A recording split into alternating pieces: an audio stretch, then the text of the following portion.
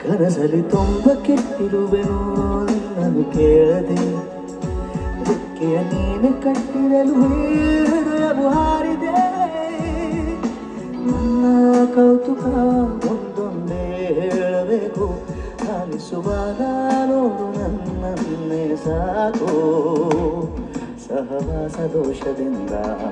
ಸರಿ ಹೋಗಬಹುದೇ ನಾನು ನನಗಾಗಿಯೇ ಕಾದೆಟ್ಟುಕೋ ಹಠವೊಂದನು ಕೆಳಗುವ ಮುನ್ನವೇ ಪರವಶನಾದೆನು ಬರೆಯುವ ಮುನ್ನವೇ ಪರಿಚಿತನಾಗಲಿ ಹೇಗೆ ಪ್ರಣಯಕ್ಕೂ ಮುನ್ನವೇ